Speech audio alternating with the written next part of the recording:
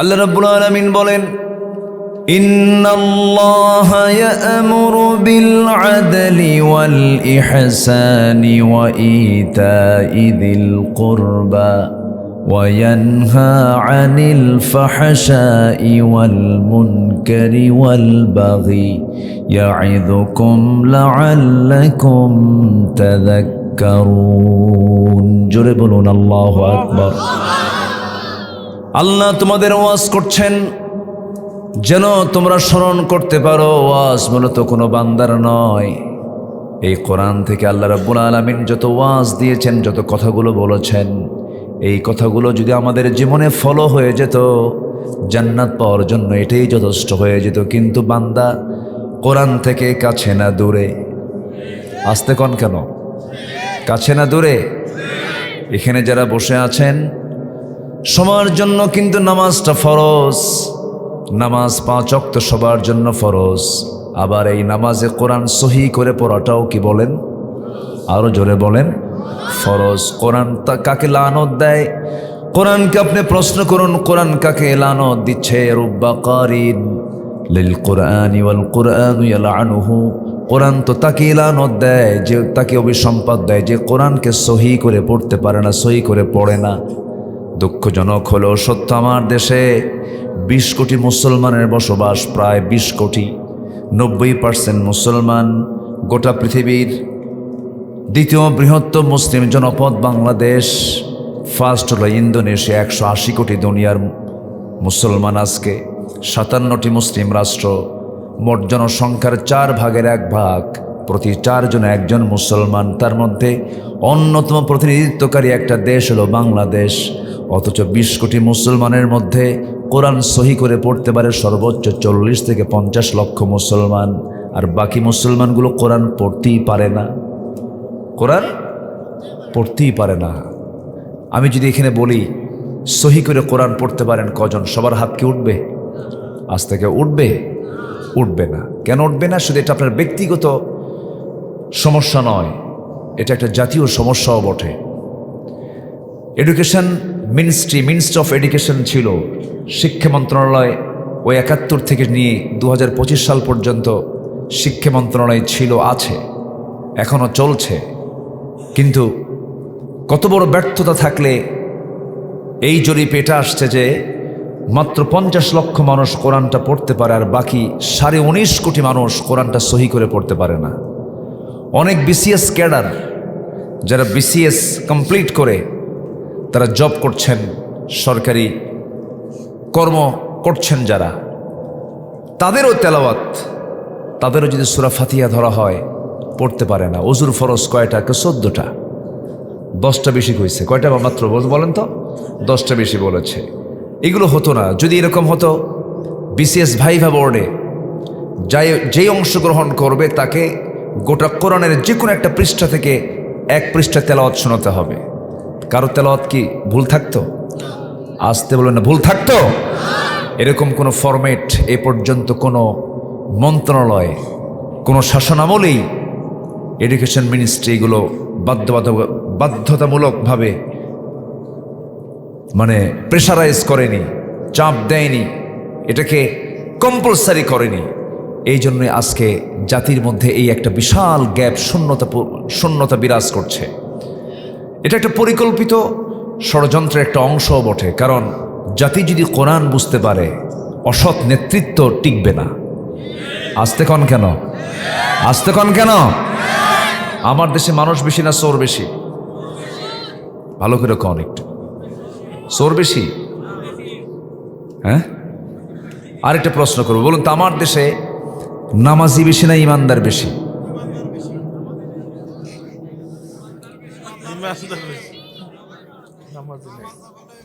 হ্যাঁ, এই তো, নামাজ নাই কিন্তু ইমান ঠিক আছে। আমার দেশ, আমি অবাক হয়ে যাই, আমরা মুসলমান নামাজ পড়ি না। মুসলমান নামাজ পড়ে না, এটা কত বড় অপরাধ হতে পারে? কোরআনকে প্রশ্ন করুন, কোরআন বলো কোন অপরাধের শাস্তি ইসলাম সবচেয়ে বেশি দিয়েছে? কোরআন কি জবাব দেয় না? কোরআন কি জবাব দেয় না বলেন? এমন কোনো প্রশ্ন নাই যে প্রশ্নের জবাব কোরআনে নাই। সুবহানাল্লাহ বলবেন না? আল্লাহ রাব্বুল আলামিন বলেন, فخلف من بعدهم خلف أضاعوا الصلاة واتبعوا الشهوات فسوف يلقون غيا। সূরা মারিয়ামে আল্লাহ রাব্বুল আলামিন বলেন, ওই সমস্ত বান্দার জন্য আমি আল্লাহ শুধু জাহান্নাম নয়, জাহান্নামের গর্তের মধ্যে আমি তাদেরকে ঢুকায়া ছাড়ব, যারা দুইটা অপকর্ম করে দুনিয়া থেকে বিদায় নেবে। নাম্বার 1 হলো যারা নামাজকে নষ্ট করবে এবং যারা নফসের দাসত্ব করবে, মন যা চাই তাই করবে, এমন চরিত্র, এই দুইটা বদ অভ্যাস নিয়ে যারা আমার সামনে হাজির হবে, আমি তাদেরকে জাহান্নাম শুধু দেব না, জাহান্নামের গর্তের মধ্যে তাকে ঢুকাবো। নাউযুবিল্লাহ। জাহান্নামটা এত ভয়ঙ্কর, জাহান্নামের মুখে যদি পৃথিবী থেকে 13 লক্ষ গুণ বড় এই সূর্যকে যদি জাহান্নামের গর্তের মধ্যে যদি মুখে যদি ছেড়ে দেওয়া হয়, নিমেষে হেরে যাবে, নিখোঁজ হয়ে যাবে, সূর্য খুঁজে পাওয়া যাবে না।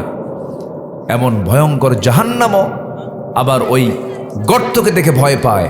সেই ভয়ঙ্কর গাই নামক গর্তের মধ্যে তাদেরকে ঢোকানো হবে যারা নামাজ নষ্ট করেছে, যারা নামাজ পড়ে নাই। তাহলে এখন বলুন তো, আমার দেশে সবচেয়ে বড় অপকর্ম এখন কি বলেন? সবচেয়ে বড় অপরাধ কি বলেন? জাতি নামাজ পড়ে না, নামাজ পড়ে মাত্র 5%। আমি যে বাসায় উঠেছিলাম, যে বাসায় খাওয়া দাওয়া করলাম, এখানে এসে আমি তাকে আসার সময় প্রশ্ন করলাম, ভাইজান নামাজ কালাম পড়েন? হুজুর পড়ি, শুক্রবারে যাই। কি বারে যাই? শুক্রবারে যাই। তাহলে আমার দেশে 5 ওয়াক্ত মুসল্লি বেশি না শুক্র আলী বেশি? আচ্ছা বলুন তো, আমার দেশে কোন ওয়াক্তে সবচেয়ে কম মুসল্লি মসজিদে পাওয়া যায়? আমার দেশে কোন ওয়াক্তে মানুষ বাড়িতে বেশি থাকে? বলেন, কথা কয় না। তাহলে ফজরে মানুষ বেশি থাকে, আবার ওই ফজরে সবচেয়ে কম মুসল্লি পাওয়া যায়। তাহলে এই লোকগুলো যায় কোথায়? কি কাম করে? হ্যাঁ, মুয়াজ্জিন বলে দিল আসসালাতু খায়রুম মিনান নাওম। এটার অর্থ কি? ঘুম থেকে নামাজ উত্তম। এটা মুয়াজ্জিনের ডাক না, মূলত আল্লাহর ডাক। আল্লাহর ডাক। এই ডাক শুনলো না, সে ঘুমালো, কিন্তু ঠিকই দৌড় মারলো 10:30টার দিকে। হঠাৎ করে শুক্রবারে, এই শুক্রবারেই কিন্তু পৃথিবী ধ্বংস হবে, সূর্য সংকুচিত হচ্ছে, তারকাগুলো তার স্থায়িত্ব কমে আসতেছে। ইদা শামসু কুফিরাত, সূর্য থাকবে না, সূর্য ছোট হয়ে যাচ্ছে, সংকুচিত হচ্ছে। সায়েন্সও এই কথা বলছে, এক সময় সব ফেটে ফেটে পড়বে, কিচ্ছু থাকবে না, থাকবেন শুধু কে? আসতে বলেন, থাকবেন শুধু কে? তো ফজরে সে দৌড় মারল না নামাজের জন্য। কদ কামাতিস সালাহ, কদ কামাতিস সালাহ, নামাজ দাঁড়ায় গেছে, হাজির হ। কি আসে না? এরকম ডাক আসে না? আসে। কিন্তু কি করলো সে? ঠিকই ঘুম পারলো, কিন্তু 10:30টার দিকে ঝাঁকি মারছে। কি মারছে জানেন না? আপনারা জানেন না? ঢাকায় ঝাঁকিটা একটু বেশি হয়েছে। ঢাকায় 2 কোটি মানুষ থাকে, প্রায় 2-2.5 কোটি মানুষের বসবাস ঢাকা। একটা ঝাঁকি মারছে কি 3 মিনিট না 4 মিনিট? হ্যাঁ, কয়েক সেকেন্ড। কয়েক সেকেন্ডের ঝাঁকিতে বাড়ি থেকে নামার সময় জুতো পায়ে দেওয়ার সময় পায় নাই, গায়ে কাপড়ও নাই, লুঙ্গি খুলে দৌড়, ওড়না নাই, মাথার চুল বাঁধা নাই, কিচ্ছু নাই, থুইয়া দৌড়। সন্তান থুইয়া মা দৌড়, সন্তান থুইয়া বাপ দৌড়। কিসের ভয়? আসতে কয় আল্লাহর ভয় করলো না? কি করলো? আল্লাহর ভয়। কিসের ভয় বলেন? মৃত্যুর ভয়। মরতে রাজি না। এই দৌড়টা মারা লাগতো না যদি আল্লাহর ভয়ে যদি ফজরে মসজিদের দিকে দৌড় মারত। কি কন? আসতে কয়, ঠিক কিনা? ভূমিকম্প কেন হয়, কি জন্য হয় শুনবেন? শুনতে রাজি আছেন আপনারা? আমার কথাগুলো কি বুঝতে কষ্ট হচ্ছে আপনাদের? কারো কোনো সমস্যা নাই তো? জোরে বলি ইনশাআল্লাহ। এখন কাজের সময়, গ্রামের মানুষগুলো এখন প্রচুর কাজে ব্যস্ত, ধান কাটা এবং প্রচন্ড ব্যস্ত। আলু নাকি? আলু আছে নাকি? আলুর কাজও চলছে। আলুর কাজও চলছে, প্রচণ্ড ব্যস্ততায়। এর মধ্যেও যে আপনারা মাহফিল আসছেন, আলহামদুলিল্লাহ কর, জোরে বলি আলহামদুলিল্লাহ। কতক্ষণ থাকবেন আপনারা বলেন? সারা রাত? আচ্ছা, আপনারা সারা রাত থাকবেন, আমি চলে যাবো না, সমস্যা নেই। আচ্ছা, ভূমিকম্প কেন হলো? ভূমিকম্প একটা চলমান প্রক্রিয়া।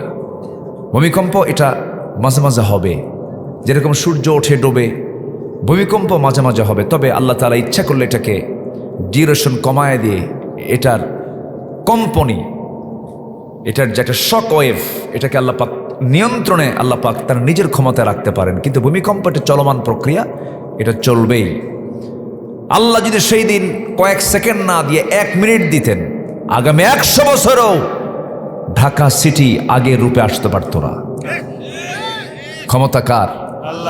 আসতে বলবেন, ক্ষমতা কার? আল্লাহ রাব্বুল আলামিন বলেন, ইযা যুলজিলাতিল আরদু জিলজালাহা ওয়া আখরাজাতিল আরদু আথকালাহা ওয়া ক্বালাল ইনসানু মা লাহা। জমিন প্রকম্পিত হবে একদিন, জমিন তার সব কিছু উদ্গীরণ করে দেবে, বের করে দেবে। যত সমুদ্রের নাম আমরা শুনেছি, সাবআতু আবহুর, 7 সমুদ্র গুণ রেখে দিয়েছেন। যখন পৃথিবী যখন কিয়ামতের সম্মুখীন হয়ে যাবে, কিয়ামত যখন শুরু হবে, সমুদ্রের পানি ফেটে আগুন বের হয়ে যাবে। আল্লাহু আকবার বলেন। মানুষ এই চিত্রগুলো দেখে বলবে, অকালাল ইনসানু মা লাহা, মানুষ বলবে কি হলো, এত কিছু সাজালাম গোছালাম, এত সুন্দর নগরী করলাম, সিটি করলাম, এত কিছু করলাম, সব তো মাটির সঙ্গে মিশে গেল, কোনো লাভ হবে না। আমরা যে জমিনে পা রেখে এত দাপট দেখিয়ে বেড়াই, তা আসলে কিন্তু শান্ত নয়। এর নিচে অবিরাম এক রহস্যময় টেকটনিক গতির খেলা চলছে। এই টেকটনিক প্লেটগুলো একে অপরের সাথে যখন সংঘর্ষ করে অথবা সরে গিয়ে জমে থাকা শক্তি হঠাৎ মুক্তি পায়, তখন একটা শক্তিশালী শক ওয়েভ সৃষ্টি করে পুরো জমিনকে কাঁপিয়ে তোলে। আল্লাহু আকবার, আল্লাহু আকবার। ক্ষমতা কার? কার ক্ষমতা? আল্লাহর ক্ষমতা। আবার যেন এই কম্পমান যেন নিয়ন্ত্রণে থাকে। আল্লাহ রাব্বুল আলামিন পাহাড়গুলোকে পেরেকের মতো করে দিয়েছেন। আল্লাহ রাব্বুল আলামিন বলেন, ওয়াল জিবালা আওতাদা, এই পাহাড়গুলো যে উঁচা দেখি, যেমন উঁচা আমরা দেখি, যে পরিমাণ দেখি তার 100 ভাগের 10 ভাগ দেখি, আর বাকি 90 ভাগ আল্লাহ রাব্বুল আলামিন ফাউন্ডেশন করে পর্বতের নিচে রেখে দিয়েছেন। যেরকম সুবহানাল্লাহ। তাহলে পর্বতের 10% থাকে হলো উপরে, আর বাকি 90% শুধু ভিতে থাকে নিচের দিকে। কেন? পৃথিবী যেন কম্পমান না হয়। একটু আস্তে করেন সুবহানাল্লাহ, জোরে বলেন সুবহানাল্লাহ। আল্লাহ রাব্বুল আলামিন বলেন, وَأَلْقَى فِي الْأَرْضِ رَوَاسِيَ أَن تَمِيدَ بِكُمْ وَأَنْهَارًا وَسُبُلًا لَعَلَّكُمْ تَهْتَدُونَ। জোরে বলুন আল্লাহু আকবার। সূরাতুন নাহাল আয়াত নাম্বার 15। আল্লাহ রাব্বুল আলামিন বলেন, তিনি জমিনকে স্থাপন করেছেন সুদৃঢ় পর্বতমালা। এটা কেন দিয়েছেন? যেন জমিন যেন হেলে না যায়, দূরে না পড়ে, নড়াচড়া না করে। সুবহানাল্লাহ বলা যাবে না? আর সেই পাহাড় দিয়েছেন কে? আর পাহাড় কেটে সমান করে কে? আল্লাহ। পাহাড় কেটে আল্লাহ সমান করে, মানুষ করে। তাহলে দোষটা কার? আল্লাহ দিলেন পাহাড়কে পেরেকের মতো, সেই পাহাড়গুলো কাইটা সোজা করছে সব। ভূমি দখল, জমি দখল, সরকার চেঞ্জ হলে বাড়ি দখল করে, যারা ক্ষমতায় ছিল তাদের বাড়ি আবার দখল করে। এরকম আছে না নাই? শোনেন, যেটা অন্যায় অন্যায় বলবো। 5 আগস্ট পরবর্তী যারা পুকুর দখল করেছেন, যারা বাড়ি দখল করেছেন, সম্পূর্ণ অন্যায় কাজ করেছেন আপনারা। আসতে কোন গেল? এটা অন্যায়, এটা ইতিহাস হয়ে থাকবে। যে আমার কথাগুলো একসময় ইতিহাস হয়ে থাকবে। এটা অন্যায়। তো আপনি এটা করবেন কেন? পুকুর কি আপনার বাবার, যা ওর পুকুর দখল করতে গেছেন আপনি? এগুলো করবেন কেন আপনি? রাগ করতেছেন নাকি আপনারা? আলোচনা চালাই আলোচনা। সম্মানিত ভাইয়েরা, তাহলে ভূমিকম্প কেন হয়? নামাজ না পড়লে। বলেন কি বলেন? নামাজ না পড়লে। ভূমিকম্প কেন হয়? সুদের কারবার করলে। ভূমিকম্প কেন হয়? অবাধ যৌনাচারে লিপ্ত থাকলে। ওই যে কওমে লূত, যারা সমকামিতার অভিষেক করেছিল পৃথিবীতে, শুরু করেছিল সমকামিতা, কওমে লূত, লূত আলাইহিস সালামের কওমের লোকেরা, আল্লাহ তাআলা সে কওমে লূতকে মাটির ভিতরে ভূমিকম্প দিয়ে গেড়ে দিয়েছেন। এখনো সেই চিত্র পৃথিবীবাসী দেখে, এখনো আছে ডেড সি এলাকাগুলো, মৃত সাগর। সম্মানিত ভাইয়েরা, আজকে সেই সমকামিতার আইন আমেরিকার মতো দেশে পার্লামেন্ট আইন আকারে পাশ হয়। সমকামিতা, কুত্তা যা কুকুর শুকুরের মধ্যেও নাই, আজকে পুরুষ পুরুষকে বিয়ে করে, নারী নারীকে বিয়ে করে। টাঙ্গাইলের মেয়ে নোয়াখালীর মেয়ের প্রতি ভালোবাসায় আসক্তি, ওকে ওকে ছাড়া বাঁচবই না। রুচি দেখছেন? কুত্তা রুচি, কুত্তার চেয়েও জঘন্য রুচি।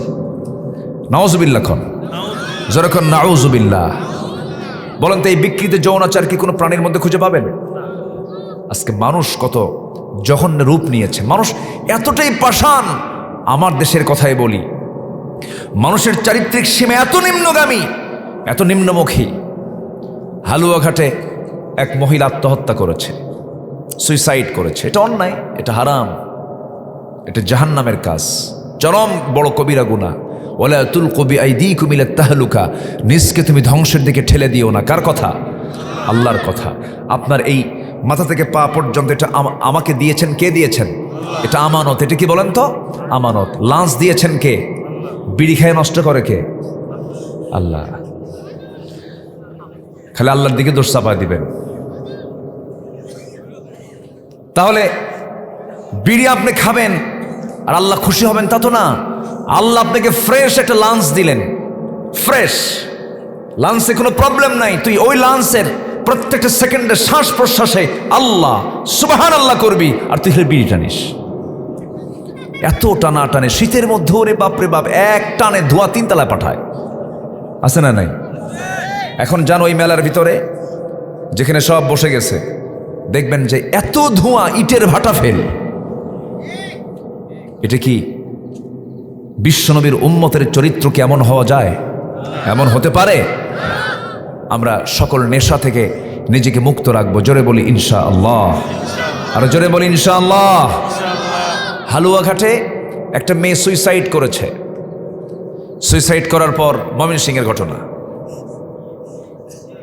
সে লাশটা মর্গে নিয়ে আসছে। মর্গে থাকা অবস্থায় এই মৃত লাশের সঙ্গে জেনা করেছে। মানুষ কত জঘন্য। 3 বছরের শিশু ধর্ষিতা হয়। আমরা কোনো ইতিহাসে পাইনি, আমরা জাহেলি যুগের ইতিহাসে এগুলো পাইনি। মরা লাশ কবর থেকে তুলে ধর্ষণ করা হয়। একটা মানুষকে মেরে হাড়গুলোকে পৃথক করে, গোশতগুলোকে কেটে কেটে টুকরো টুকরো করে কমোডের ভিতরে দিয়ে ফ্ল্যাশ করে নিশ্চিহ্ন করে দেওয়া হয়। তাও ঝিনাইদহের কালীগঞ্জের এক এমপির জীবনে এই লাইফে এই ঘটনা আসছে। কলকাতায় জানেন না আপনারা এই ঘটনাগুলো? মানুষ এত হিংস্র যে মানুষ বাঘকে দেখে যতটুকু না ভয় পায়, আজকে মানুষ মানুষকে দেখে তার চাইতে বেশি ভয় পায়। হিংস্র হায়নাও ফেল মানুষের কাছে। এই যে আজকে এই নিউজ পেলাম, বাড়ি থেকে একটা মাকে জব করেছে, ছোট্ট ছোট্ট 2টা বাচ্চাকে জব করেছে। আমার দেশে এগুলো চলছে কেন? কি জন্য? বান্দার মধ্যে শুধু একটার অভাব, সেটা হলো কার ভয় নাই? আসতে বলবেন না, কার ভয় নাই? আপনি কি জানেন একটা মানুষকে মেরে ফেললে তার অপরাধটা কি? একটা মানুষকে মেরে ফেলা মানে হলে ফাকাতালান নাসা জামিআ, সে যেন গোটা পৃথিবীর মানুষকে মেরে ফেলল। একটা মানুষের জীবনের মূল্য কত? আমাদের দেশের 2024-এর জুলাই পর্যন্ত যেই সরকার ক্ষমতায় ছিল, সরকারটা ছিল কি বৈধ না অবৈধ বলেন তো? বৈধ না অবৈধ? ফ্যাসিস্ট, জালিম। 16 বছর 1-2টা মানুষকে মারে নাই। সর্বশেষ জুলাই আগস্টের আন্দোলনে কলিজার টুকরা অনেক সন্তানকে তারা হত্যা করেছে। আমি ঢাকায় ছিলাম, আমি সাক্ষী, আমি দেখেছি চিত্রগুলো, কেমন করে পাখির বাচ্চার মতো গুলি করে মেরেছে, ব্রাশ ফায়ার করেছে হেলিকপ্টার থেকে। উত্তরার বেলকুনিতে বসেছিল মা, তার সন্তানকে কোলে নিয়ে চিত্র দেখছে। মার সন্তানের বক্ষ ভেদ করে পিঠ দিয়ে গুলি বের হয়ে গেছে, মা পরে টের পায় দেখে সন্তান নাই। এই যে চিত্রায়িতগুলো করা হলো, সব কিছুর মূল কারণ হলো ক্ষমতায় টিকে থাকা। কিন্তু ক্ষমতায় টিকে থাকার মানে টিকে রাখার মালিক পৃথিবীর কেউ না। কে? আল্লাহ। আসতে বলবেন না কে? আল্লাহ পাক। মানুষ অপরাধ মনে করছে না, এর মূল কারণ হলো একটাই সমস্যা, সেটা হলো কার ভয় নাই? আসতে বলবেন না কার ভয় নাই? মূলত মেইন হচ্ছে ইমানটা মজবুত নাই, ইমান নাই। কি নাই বলেন? ইমান নাই। সম্মানিত ভাইয়ের, অনেক কথা আছে, আস্তে আস্তে করে বলবো। আমাকে সময় দিচ্ছেন তো ইনশাআল্লাহ? আমি বহুদিন পর শিবগঞ্জ থানায় এসেছি। আমি এর আগে দাড়িদহ, ময়দানহাট্টা, ফাঁসিতলা, এরপরে মোহাব্বত নন্দীপুর, এরপরে কি বলে ওইদিকে আরো কোথায় বিভিন্ন জায়গায়, দুপচাচিও তো আরেক থানা হলো, বিভিন্ন জায়গায় মাহফিল করেছে, এসেছি। আসা হয় না, দেশের বিভিন্ন প্রান্তে যেতে হয়। তো এসেছি, আমি খুব আনন্দ পাচ্ছি। ওই যে আরেকটা আছে হলো কি বিহার আছে নাকি? বাংলা বিহার, উড়িষ্যা, কিন্তু ওই বিহার না, এটা হচ্ছে শিবগঞ্জের বিহার। বিভিন্ন জায়গায় এসেছি, আগে অনেক মাহফিল করেছি। আল্লাহ পাক এই জান্নাতি মুখগুলো আল্লাহ পাক আমাকে আবার দেখার সুযোগ করে দিয়েছেন, বলি আলহামদুলিল্লাহ। তাহলে আল্লাহর গজব থেকে কি আমরা কি বাঁচতে চাই? আচ্ছা, বাঁচতে চাই, তাহলে নামাজ পড়তে হবে কয় ওয়াক্ত বলেন তো? কয় ওয়াক্ত নামাজ পড়তে হবে? 5 ওয়াক্ত নামাজ আমরা পড়বো, জোরে বলি ইনশাআল্লাহ। এবং আমাদের ঠিক করে ফেলতে হবে আমাদের নফসকে। আমাদের সবচেয়ে বড় সমস্যা হলো আমরা নফসের দাস হয়ে গেছি। নফস যা কয় তাই করি। ওরে মারি, ওরে ধরি, কিন্তু নফসের লাগাম ধরতে হবে, নফসকে আমরা কন্ট্রোল করব, জোরে বলি ইনশাআল্লাহ। আমি যে সাবজেক্ট কাজ নিয়ে আলোচনা করতে চাচ্ছি সেটা হলো, আমাদের সবচেয়ে বড় বিষয় হলো বাহিরের দিকটা সুন্দর করা দরকার না ভিতরটা সুন্দর করা দরকার? ভিতরটা যদি আলোকিত হয়, ভিতরের আলোটাই চতুর্দিকে ছড়িয়ে পড়ে। আল্লাহু আকবার বলে আমরা ভিতরটা সুন্দর করব, জোরে বলি ইনশাআল্লাহ। হিংসা করা যাবে? আসতে কয়, হিংসা করা যাবে? জমি কেনে একজন, ঘুম হয় না আরেকজনের, টেনশন, হাই ওই জমি কেমনে কিনলো না, আছে কিনা বলেন তো? আছে কিনা? অস্থির, অশান্তি, ভাল লাগে না। গ্রামের একটা ছেলে একটু মাথা চাড়া দিয়ে উপরে উঠেছে, ব্যবসা করে, অথবা ভালো একটা চাকরি পেয়েছে, এসপি হয়েছে, অথবা কলেজের লেকচারার হয়েছে, অথবা শিক্ষাবিদ হয়েছে, অথবা ভালো একটা প্রশাসনে চাকরি করে। তো ও ভালো একটা পজিশনে গেছে, আরেকজনের ঘুমই হয় না, ওর ছেলে কেমনে হলো রে বাবা, মানে অশান্তিতে ওর কাম সারা। আছে কিনা? এলো নফসের রোগ। এলো নফসের কি বলেন তো? রোগ। বরঞ্চ বলতে হবে, আল্লাহ তুমি তাকে বড় করেছো, আমাকেও বড় করো, আমার সন্তানকে বড় করো। দেখবেন আপনিও নিজেও সুস্থ থাকবেন, আল্লাহ পাক আপনাকেও বড় করে দেবে। এই চিন্তা লালন যে বান্দার মধ্যে থাকবে, সে বান্দাই হলো সবচেয়ে সুস্থ বান্দা এবং আল্লাহর পছন্দের বান্দা। বলি আলহামদুলিল্লাহ। হিংসা যে করে তার ক্ষতি হয়, কিন্তু হিংসা যার জন্য করা হয় তার কোনো ক্ষতি হয় না। আগের যুগে মানুষ বিয়ে করতে যেত ঘোড়ায় চড়ে, গরুর গাড়িতে করে বিয়ে করছেন কি? হাত তোলেন। এই যে 2 চাচা, সব বুড়া চাচা, এখনকার যুগে তো নেই, ওই যে চাচা সব গরুর গাড়িতে গেছে। তো ঘোড়ায় চড়ে বিয়ে করতে যাবে এক যুবক।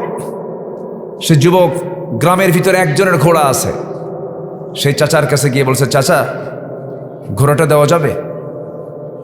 কেন, কি হয়েছে? অমুক দিন আমার বিয়া। চাচা এখন ওর দিকে তাকায় বলে, গ্রামের সবাইকে ঘোড়া দিলেও তোরে ঘোড়া দেব না। কি কথা কি বুঝতেছেন আপনারা? মন টন খারাপ করে চলে আসছে বাড়িতে। রূপক অর্থে বলছি, সবে কদর আসছে, সবে কদর রাত্রিতে গিয়ে মসজিদে নামাজ পড়ে তাহাজ্জুদ পইরা শেষ দোয়া হাত তুলে এই যুবকটা দোয়া করতেছে, আল্লাহ আজকে রাত্রিতে তোমার কাছে আমার নিজের জীবনের জন্য কোনো দোয়া নাই, আমি আমার জন্য কিচ্ছু চাই না, তোমার কাছে আমার একটাই চাওয়া, বুড়ার জন্য ঘোড়া মরে। বুড়ার জন্য কি মরে? ঘোড়া মরে। এই দোয়া করে বাড়িতে চলে আসছে। আসার পরে মার চোখে পানি দেখে সন্তান বলছে, বাবা, মা তোমার চোখে পানি কেন? কে বাবা, কাঁদবো না, সমস্যা কি হয়েছে? তোর গরু মরছে। কি মরছে? গরু কার? আল্লাহর গরু। গরু তো আল্লাহ ঠিকই আছে, গরুটা কার? যে দোয়া করে মসজিদ থেকে বের হয়েছে, তো মালাকুল মউত ঠিকই আসছে, ঘোড়ার কাছে গেছে না গরুর কাছে গেছে? গরুর কাছে গেছে। আপনি যার জন্য হিংসা করবেন তার কোনো ক্ষতি হবে না, ক্ষতি হবে আপনার নিজের। হিংসা হচ্ছে নফসের বড় রোগ। আমরা হিংসা থেকে নিজেকে গুটিয়ে রাখবো। ইয়াকুম ফিল হাসাদ ফাইনাল হাসাদা ইয়াকুলুল হাসানাত কামা তাকুলুন নারুল হাতাব। হিংসা মানুষের সমস্ত আমলকে নাশ করে দেয়, ধ্বংস করে দেয়। হিংসা মুক্ত হৃদয় আমরা বানাবো, জোরে বলি ইনশাআল্লাহ।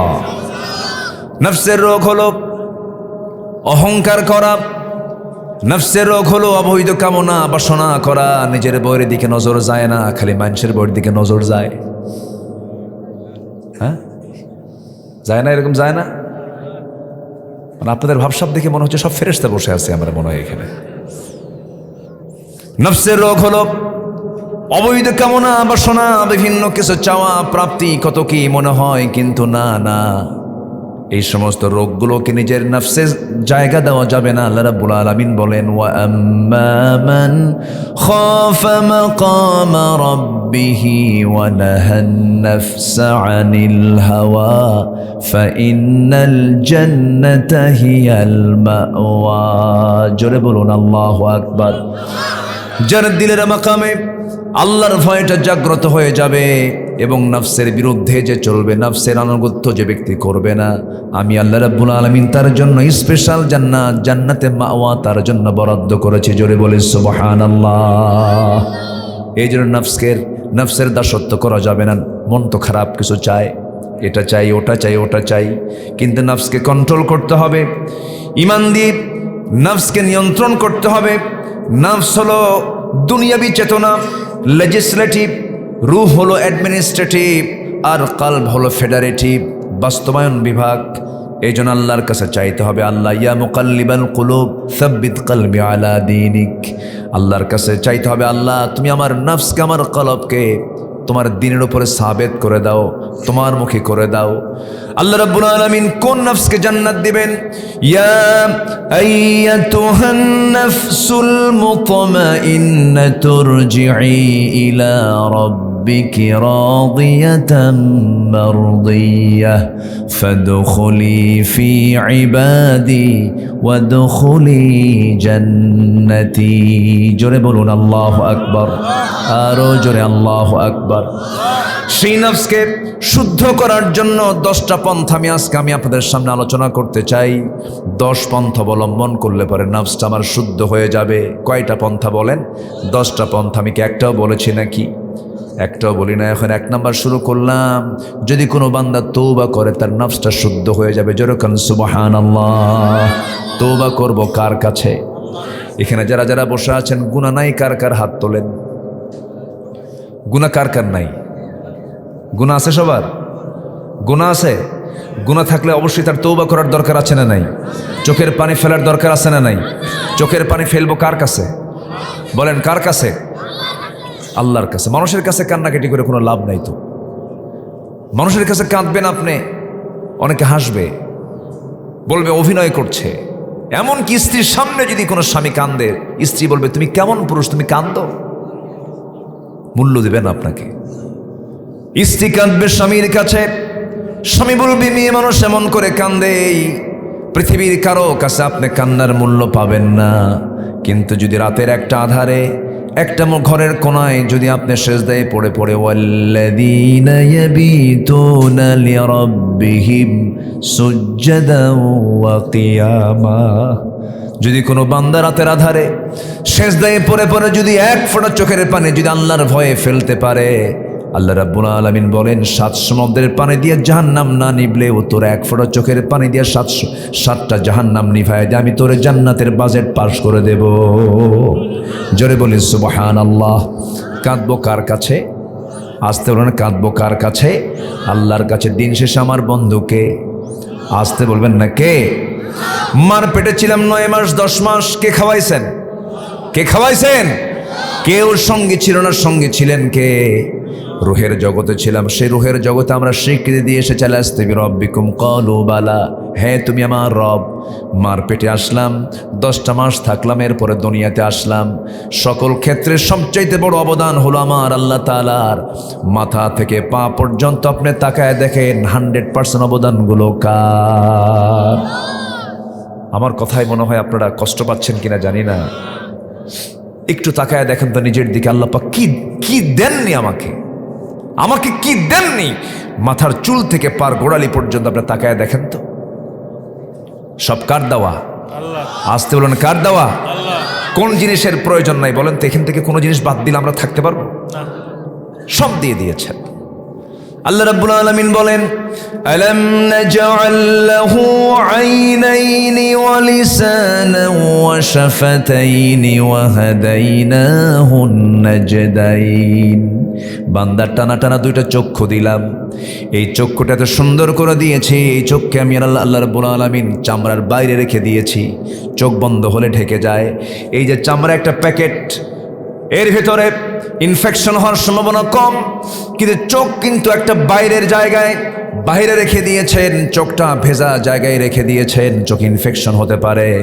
এই জন্য আল্লাহ রাব্বুল আলামিন চোখের ভিতরে পানি রেখে দিয়েছেন। প্রত্যেকটা দিন 24 ঘন্টায় বান্দার চোখ থেকে 1 মিলিলিটার অশ্রু চোখ থেকে নির্গত হয়। জোরে বলুন সুবহানাল্লাহ। সেই চোখের পানি মিঠা না লবণ? আস্তে কয়, মিঠা না লবণ? লবণ। লবণ কেন করেছেন? দেহের বিভিন্ন জায়গার এই যে আমার মুখের যে লালা, এটাকে স্বাদহীন করেছেন, কোনো স্বাদ নাই। আল্লাহ রাব্বুল আলামিন জিহ্বার চতুর্পাশের লালাগুলোকে স্বাদহীন করে দিয়েছেন, আবার চোখের পানিকে লবণ করে দিয়েছেন, আবার কানের যে ময়লা এটাকে তিতা করে দিয়েছেন। কানের ময়লাকে এলাকায় কি বলে? খোল। মানে গরু খায়, গরুর খাবারের নাম কি? ওই খোল, এই খোল না। কানের যে ময়লা, এই ময়লাটা ইয়ারক্স। এই যে কানের ময়লা আল্লাহ রাব্বুল আলামিন দিয়ে দিয়েছেন, এমনি দেন নাই। আপনি যখন কোনো দেখবেন বিয়ারিং জাম লেগে গেছে, জং ধরেছে, জং চলে আসছে, আপনি এটাকে ঠিক করার জন্য আপনি গিরিজ দিবেন, মোবিল দিয়ে এটাকে ঠিক করে ফেলবেন। ঠিক তেমন আল্লাহ রাব্বুল আলামিন বান্দার কানে যেন কোনো প্রবলেম না হয়, এই ময়লাগুলো দিয়েছেন, তিক্ত করে দিয়েছেন, মিষ্টি করেন নাই। কারণ বান্দা যখন ঘুমিয়ে পড়বে, এটা তিক্ত না হয়ে যদি মিষ্টি হতো, মিষ্টি আছে যেখানে পিঁপড়া আছে, ঘুম আসার সঙ্গে সঙ্গে সব পিঁপড়া কার কানে? সলিমুদ্দির কানে। ঘুম পারবেন কখন আপনি? এজন্য কোনো পিঁপড়া যদি রাস্তা মিস করে হঠাৎ করে কানের মধ্যে ঢুকেও যায়, ভিতরে যায় দেখে তিতা, তাড়াতাড়ি বের হয়ে চলে আসে। কেউ তো সুবহানাল্লাহ বললেন না। এগুলো কে করে দিয়েছেন? আসতে বলবেন না, কে করে দিয়েছেন? আল্লাহ। এই চোখের 2 কোনায় রাতের বেলা ঘুম পাড়ার পরে, ঘুম থেকে যখন উঠে আমরা সকালবেলা যাই, সকালবেলা ওয়াশরুমে যখন চলে যাই, চোখের 2 কোনায় সাদা সাদা ভাব থাকে, এটাকে কি বলে এলাকায়? কেঞ্জুল। কি খায় বলেন? যদিও দেখে মনে হয় ময়লা ময়লা, কিন্তু এটা কোনো ময়লা নয়। এটা হলো আল্লাহ রাব্বুল আলামিন স্থায়ী মলমের ব্যবস্থা করে দিয়েছেন। বান্দা, মার পেট থেকে ওই চোখ নিয়ে এসেছিস, চোখটা খোলা। এই চোখে যেন কোনো জীবন অ্যাটাক না করে, তোর চোখ যেন নষ্ট না হয়। কারণ চোখ নষ্ট হলে পৃথিবীর কিছুই দেখতে পারবি না, কোনো কাজকর্ম করতে পারবি না।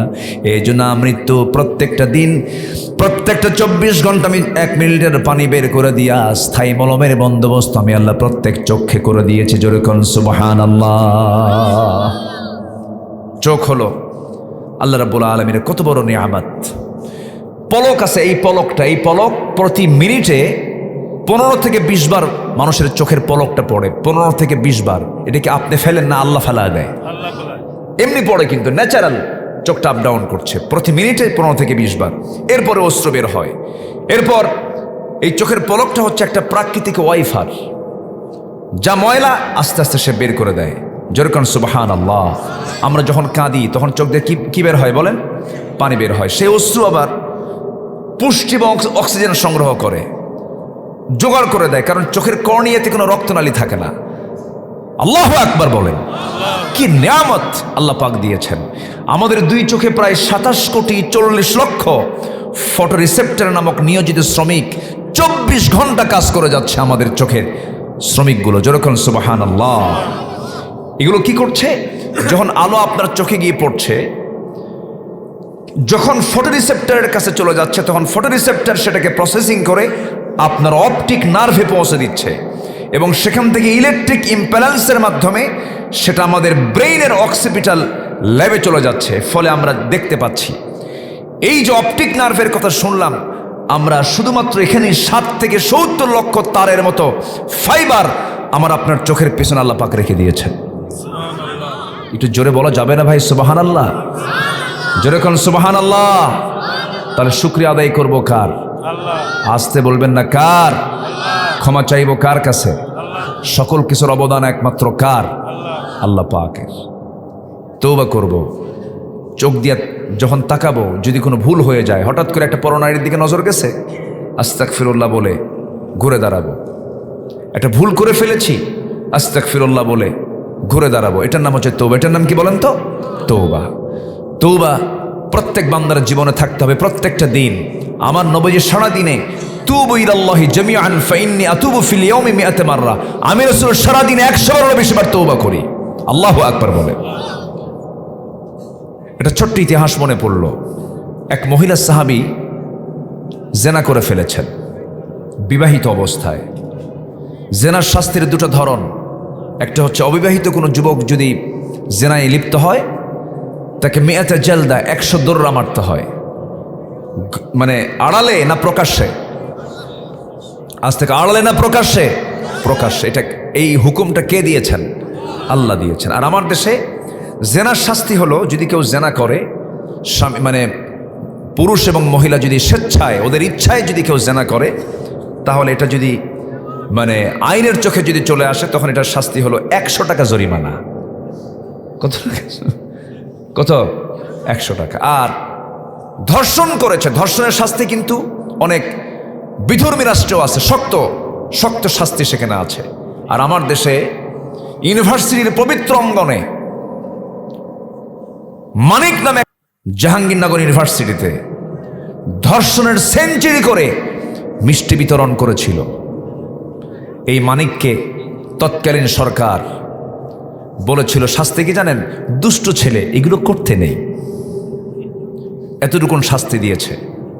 আজকে যদি একটা ধর্ষকের শাস্তি যদি বাংলার জমিনে প্রকাশ্যে হতো, কোন যুবক উন্মাদনার দৃষ্টিতে কোন নারীর দিকে তাকানোর সাহস পেত না। কিন্তু সেই বিধান কি আছে? আসতে বলবেন না আছে? আছে আছে না। আজকে নামাজ পড়ে না জাতি, মাত্র 5% মুসলমান নামাজ পড়ে। যদি নামাজের সরকার যদি থাকতো, নামাজ কায়েম যদি থাকতো এই দেশে, 5% নামাজি হতো না, 95% নামাজি হতো, 5% বেনামাজি হতো।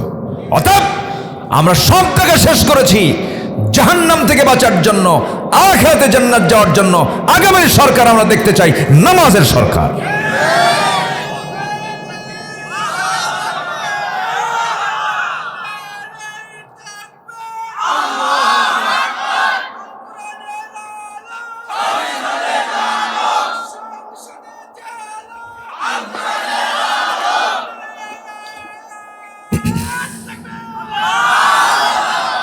রাগ করলেন আমার কথায়? রাগ করা যাবে না। যে মুসলমান কোরআনের কোন শরিয়া আইনকে, কোরআনের কোন বিধানকে যদি কেউ অবহেলার চোখে দেখে, সে জাহান্নামী। জাহান্নামী সে। অনেকে বলে, বলেই ফেলে, অবলীলাই বলে ফেলে। আজকের এই আধুনিক দুনিয়ার এই বিশ্ব রাজনীতির প্রেক্ষাপটে কোরআনের আইন সবুজ ভূখণ্ড বাংলাদেশে বেমানান, এই জাতীয় কথা বলা মানে মুনাফিকের কাতায় তার নাম লিখে ফেলে দেওয়া। আমরা গ্রামার বুঝি, আমরা যদি বুঝি, আল্লাহ বোঝে না? আল্লাহ বোঝেন না? আল্লাহরও বেশি বুঝেন। সূর্যের মালিককে বলেন, সূর্যের মালিককে, চাঁদের মালিককে। সূর্যটা কি দুর্বল? সূর্য কি ভেজা ভেজা মনে হয়? এটা পাল্টাও, আরেকটা সূর্য নিয়ে আসো। যিনি সূর্য সৃষ্টি করেছেন তিনি কোরআন নাজিল করেছেন। এটা এমন একটা কিতাব, সকল সমস্যার সংকট, সকল সমস্যার সমাধান করার জন্য কোরআনই একমাত্র বলিষ্ঠ কিতাব। যেরকম সুবহানাল্লাহ। আমরা তওবা করব কার কাছে? আল্লাহর কাছে। ওই মহিলা সাহাবী জিনা করেছেন, অনুতপ্ত হলেন, চোখের পানি ফেলে নবীর কাছে এসে বলছেন, হুজুর আমি বড় একটা পাপ কাজ করে ফেলেছি। কি করেছ? আমি জিনা করে ফেলেছি। রাসূল বলেন, না তুমি জেনা করো নাই। একা তো মানা করছেন বারবার, না আমি জেনা করে ফেলেছি, না তুমি করো নাই, না আমি সত্যি জেনা করে ফেলেছি। বারবার না করছেন। এবার মহিলা বলছেন, হুজুর আমি তো নিজেই রাজ সাক্ষী, আমি জেনা করে ফেলেছি। রাসূল বলেন, তাই যদি হয় পেটে কোনো বাচ্চা আসছে নাকি? হ্যাঁ, পেটে বাচ্চা চলে আসছে। সঙ্গে সঙ্গে রাসূল বললেন, মহিলা বাড়িতে চলে যাও, তোমার উপরে কোনো আইন কার্যকর করা যাবে না, বাসায় চলে যাও। মহিলা বলছে, হুজুর বাঁচবো তার গ্যারান্টি কি? আমি তো গ্যারান্টি দিতে পারবো না, যখন তখন মরে যেতে পারি। হুজুর আমার উপর আইনটা কার্যকর হয়ে যাক, আমি দুনিয়াতে শাস্তি নিয়ে বিদায় নিতে চাই, কিন্তু আদালতে আখিরাতে জেনাকারণের কাতারে যেন আমাকে না দাঁড় হতে হয়। ওই বান্দির মধ্যে সম্পূর্ণ ভয় ঢুকে গেছে। কার ভয়? জাতি ভালো হবে প্রশাসনের ভয় না আল্লাহর ভয়ে? আল্লাহর ভয়ে। আলোতে দেখেন কে? অন্ধকারে দেখেন কে? আমার অন্তরের খবরটাও রাখেন কে? আল্লাহ তাআলা। আমার নবীজি বলে দিলেন, মহিলা চলে যাও। মহিলা বাড়িতে চলে গেলেন, সেজদায় পড়ে পড়ে কাঁদেন, চোখের পানি ফেলে ফেলে কাঁদেন, তওবা করেন, বারবার রোনাজারি করছেন। সন্তান ডেলিভারি হয়ে গেল। সংক্ষিপ্ত করে বলি, সন্তান ডেলিভারির 2 দিন 3 দিন পর নয়, মাত্র 1 দিন পর নবীর কাছে গিয়ে বলছেন, ইয়া রাসূলুল্লাহ সন্তান ডেলিভারি হয়েছে, আপনি আইনটা কার্যকর করে দেন। রাসূল বললেন, ও মহিলা সন্তানটা জীবিত না মৃত? সন্তান তো জীবিত রেখে এসেছি। রাসূল বলছেন, হাউলাইনি কাবিলাইন, 2টা বছর তোমাকে দুধ পান করাতেই হবে, তার রিজিকটা তোমার স্তন আল্লাহ পাক রেখে দিয়েছেন। মহিলা বলছে, হুজুর বাঁচবো তার গ্যারান্টি কি? শাস্তি আমি পেতে চাই। আমার নবীজি বললেন, না না, তোমার উপরে কোনো আইন কার্যকর করা যাবে না। একটা প্রশ্ন করব আমি, বলুন তো, ওই যে আসামি বিচারকের কাছে হাজির হয়েছে একমাত্র কার ভয়ে? আসামি ধরার জন্য কি জেল লাগছে নাকি? জেলখানা লাগছে নাকি? পুলিশ লাগছে নাকি? বান্দা একাই হাজির হয়েছে একমাত্র কার ভয়ে? বলেন কার ভয়ে? মানুষ ভালো হবে কার ভয়ে? আল্লাহর ভয়ে। মানুষকে আল্লাহর ভয়ে ঢুকায়া দিতে হবে, আখিরাতের চিন্তা মাথার মধ্যে ঢুকায়া দিতে হবে। এই জাতীয় শিক্ষা জাতির প্রয়োজন, মানুষ তখনই ভালো হয়ে যাবে। আমরা যতই চিন্তা করো না কেন, দিন শেষে আমাকে ফিরে যেতে হবে কার সামনে? আল্লাহর সামনে। আমার বন্ধুগণ, ওই মহিলাকে আবার ফেরত দিয়ে দিলেন। ফেরত দেওয়ার পরে ওই মহিলা ওই সন্তানকে 6টা মাস দুধ পান করালেন। অন্য খাবারের প্র্যাকটিস বন্ধ করে দিলেন, অন্য খাবারের প্র্যাকটিস করে দিয়ে দুধটা টোটালি বন্ধ করে দিলেন। সন্তানকে এবার টোটালি দুধ বন্ধ করে নবীর সামনে এবার সন্তান সহ 3য়বারের মতো হাজির হয়ে বলছে, হুজুর এই যে সন্তান নিয়ে এসেছি, আমার আর প্রয়োজন হবে না, কারণ সে আমার বুকের স্তনের দুধ খাওয়া বন্ধ করে দিয়েছে। দয়া করে আর ফেরত দিবেন না, আজকে আমাকে শাস্তি কার্যকর করে দেন। আমার নবীজি হাত আগায়া দিলেন, সন্তানটা কোলের মধ্যে উঠায় নিয়ে উঁচু করে ধরে বলছেন, কোন সাহাবী আছে এই সন্তানের লালন পালনের দায়িত্ব গ্রহণ করবে? আমি রাসূল ঘোষণা করছি, ফাহিয়া ফিল জান্নাতি কাহাতাইন, 2 নখের দূরত্ব আমার সঙ্গে সেই সাহাবী জান্নাতে অবস্থান করবে। সাহাবী একজন নিয়ে চলে গেল। রাসূল বলছেন, ও সাহাবীরা এই মহিলাকে নিয়ে যাও, ও মুক্ত মরু প্রান্তরে বুক পর্যন্ত পুঁতে রেখে তাকে পাথর মেরে শেষ করে দাও। বিধানগুলো কার? আসতে বলবেন না, কার কার কার বিধান? বাস্তবায়ন করা হলো, তার উপরে শাস্তির প্রয়োগ করা হলো।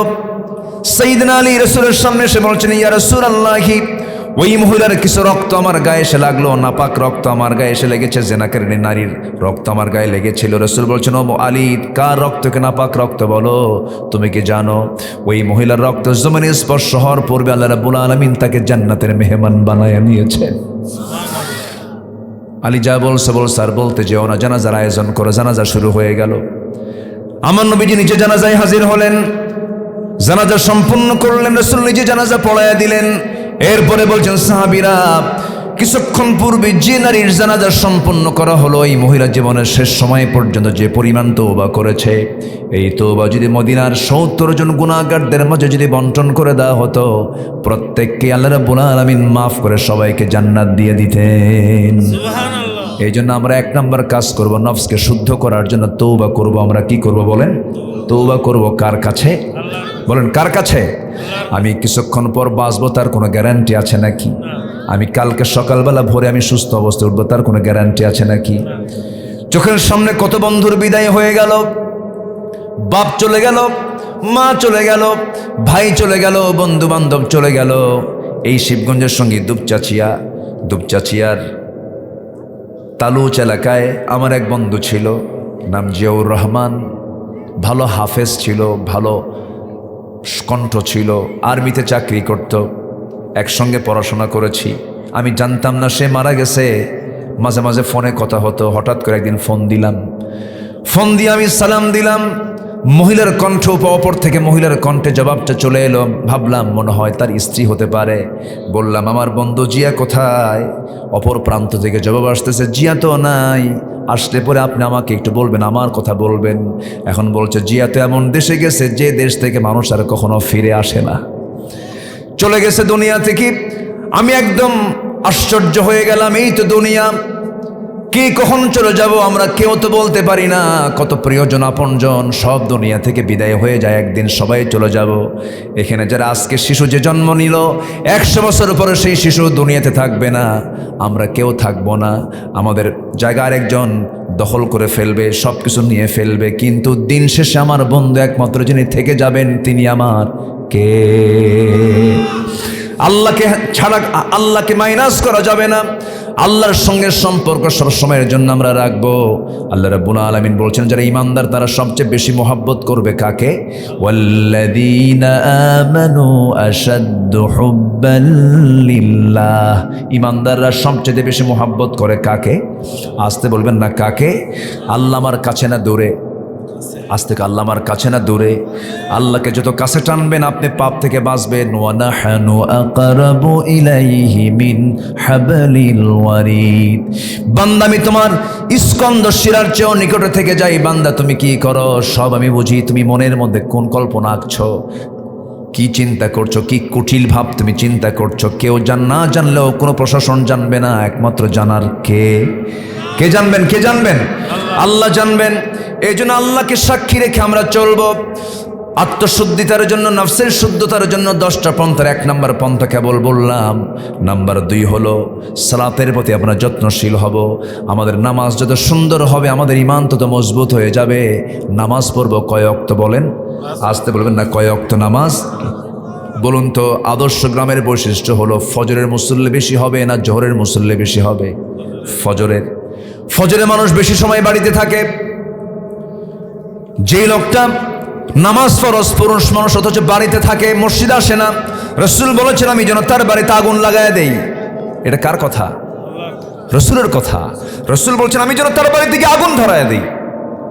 আমি আগুন লাগায় দিতাম যদি ওই বাড়িতে যদি শিশু আর নারী না থাকতো, আগুন লাগাই দিতাম। তো কত বড় শক্ত কাজ জামাতে নামাজ পড়া। বলুন তো এখন আমার দেশে মুসল্লি বেশি না মসজিদ বেশি? বলেন।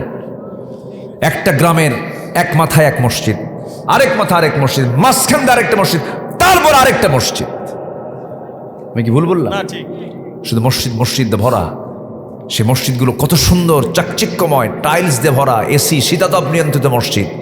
জুমার মুসল্লি একদম টুইটম্বর জায়গা হয় না। জুমার মুসল্লির প্রথম কাতারে সব বেনামাজিগুলো আসে জুমার দিন, বোঝেন নাই? মসমসা লুঙ্গি আর খদ্দরের পাঞ্জাবি আর হাইব্রিড জাতের 2.5 ইঞ্চি মোষের মোষ, বোঝেন নাই? মাথায় টুপি লাগায়া যায় নামাজ একটা ঘাড়ে দিয়ে মনে হচ্ছে আসমান থেকে কেবলই ফেরেশতা জিবরাইল নামলো।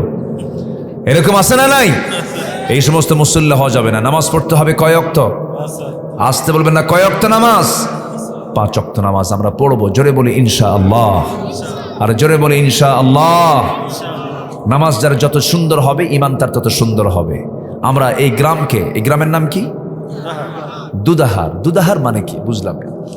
দুদা হার, হ্যাঁ?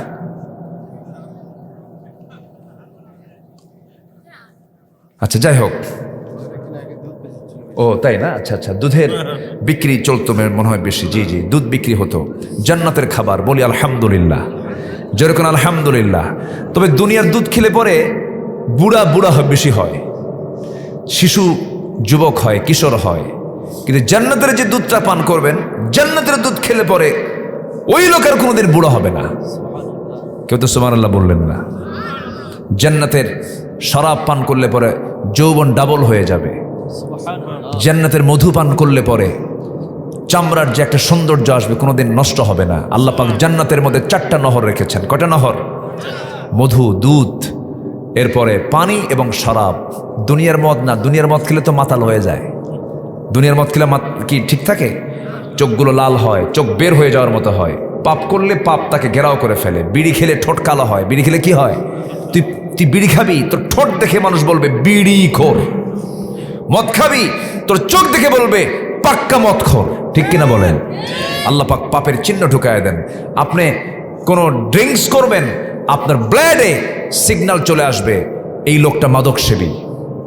আপনি যে কোনো নেশা করবেন, রক্তে এটার সিগন্যাল চলে আসবে, রক্তে পজিটিভ চলে আসবে যে এটা মাদক, সে মাদকাসক্ত। যদি গভর্নমেন্ট এমন আইন করত, ইসলাম যদি সরকারের ক্ষমতায় আসে, এই আইনই চলবে, তখন বলবৎ হবে। কোনো ব্লাডে যদি মাদকের কোনো যদি পজিটিভ যদি পাওয়া যায়, গভর্নমেন্ট কোনো চাকরি সে কোনোদিন করতে পারবে না। নেশা থাকবে? নেশা কেউ করবে? 14 গোষ্ঠী করবে না, যেহেতু জীবনই শেষ হয়ে যাবে। আসল জায়গায় কাজ করতে হবে। আসতে কোন কেন? আসতে কোন কেন? 1000 বছর সুদের বিরুদ্ধে ওয়াজ করে আপনি সুদ বন্ধ করতে পারবেন না। যদি সংসদে একটাবার যদি সুদ নিষিদ্ধ করা হয়, কোন গ্রামে গঞ্জে একটা সুদের গন্ধ পাবেন না আপনি। রাগ করতেছেন নাকি আপনারা? মদের দোকান আমার বগুড়া জেলায় আছে না? বলেন তো আমাদের, বলেন বলেন আছে কিনা বলেন। মনে হয় সিরাজগঞ্জে নাই, নওগাঁতে নাই। মদের দোকানদারের মালিক কারা? নামের আগে মোহাম্মদ আছে না নাই বলেন তো? হাজি মোহাম্মদ আছে, কিন্তু মদের দোকানদার। আবার আমার দেশে এমনও হুজুর আছে, মদের দোকান উদ্বোধন হবে, হুজুরকে দাওয়াত দেয়, দোয়া করে আল্লাহ এই দোকানে কাস্টমার বাড়ায় দাও। আছে এরকমও আছে। এগুলো করা যাবে না। আমরা ইমানদার, আমরা ইমান নিয়ে চলবো। জোরে বলি ইনশাআল্লাহ, আর জোরে বলি ইনশাআল্লাহ। সবাই কি নামাজ পড়তে রাজি আছেন ইনশাআল্লাহ? কয় ওয়াক্ত নামাজ? আমরা দুধারের গ্রামকে বেনামাজি মুক্ত দেখতে চাই। সবাইকে রাজি আছেন তো ইনশাআল্লাহ? ফজর নামাজ বাস্তবায়ন কমিটি করবেন। যুবকরা তোমরা প্রস্তুত হয়ে যাবা। কারা কারা নামাজ পড়ো না তাদের তালিকা করবা। যেদিন দুধারের গ্রামের মসজিদে জোহরের চাইতে ফজরের মুসল্লি বেশি হবে, সেদিন থেকে আমি হলফ করে বলতে পারি এই গ্রামে কোনো মাদক, নেশা, চুরি, অসামাজিক জেনার মতো কাজ, সব কাজ বন্ধ হয়ে যাবে। একমাত্র নামাজি পারে মানুষকে ভালো রাখতে। আল্লাহ তুমি এই গ্রামকে বেনামাজি মুক্ত করে দাও। জোরে বলি আমিন। নামাজি বানায় দাও। জোরে বলি আল্লাহুম্মা আমিন। আমি খুব কষ্ট দিয়ে শক্ত ভাষায় কথা বলছি, রাগ করতেছেন কিনা আমি জানি না। আচ্ছা, দুটো চলে গেল। নাম্বার 3 হলো রোজা রাখা। নফসকে শুদ্ধ করার জন্য মাঝে মাঝে রোজা রাখতে হবে। যুবকরা, আজকে দুনিয়াতে ফিতনা প্রচুর। আমি মাহফিল আজকে যুবকদের বেশি দেখছি। প্রচুর ফিতনার দুনিয়ায় তোমরা আসছো। এই জামানায় ঈমান রক্ষা করা খুব কঠিন ব্যাপার, প্রচুর কঠিন। মেয়েদের গায়ে কাপড় চোপড় আছে এখন? আসতে কয়, মেয়েদের গায়ে কোনো কাপড় চোপড় আছে? আচ্ছা, গড়ে ফেরেছে গায়ে কাপড় বেশি কি নারীদের না পুরুষের? পুরুষের গায়ে কাপড় বেশি। পুরুষরা বেশি ঢেকে থাকে, আর মেয়েদের গায়ে কোনো কাপড় চোপড় নাই। আবার কিছু কিছু পুরুষ আছে বউদেরকে, নিজের বউ নিজের ঘরে না রেখে পর পুরুষকে দেখাতে খুব পছন্দ করে। এরকম কিছু পুরুষ আছে না নাই বলেন তো? আছে। বউটাকে উলঙ্গ করে, অর্ধলগ্ন করে হোন্ডায় তোলে R15-এ। R15-এর ড্রাইভিং সিটটা আবার আন্ডারগ্রাউন্ড।